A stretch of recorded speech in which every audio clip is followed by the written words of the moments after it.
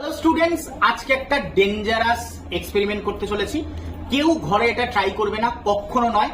আমি তোমাদের এখানে পুরো সেফটি এখানে রেখে তারপরে এটা ট্রাই করতে চলেছি। এখানে আমার হাতের সামনে আছে লাইটার, একটা কাগজ, এখানে আছে স্যানিটাইজার এবং জল। তো আমি ফার্স্টে সেফটির জন্য হাতের মধ্যে একটু জল নিয়ে নিচ্ছি, যাতে এই এক্সপেরিমেন্টটা করার সময় আমার হাতে আগুন না ধরে যায়। এবং তারপরে আমি এখানে ঢালছি স্যানিটাইজার। দেখতে পাচ্ছ আমি হাত ভরে স্যানিটাইজার নিলাম। A few moments later.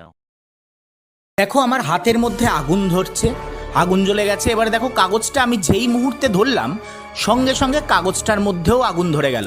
তোমরা এখানে ভিডিওতে দেখতে পাচ্ছ। তো তোমরা কেউ প্রশ্ন করবে না এই লাইটারটা কার, এই প্রশ্ন একদম নয়।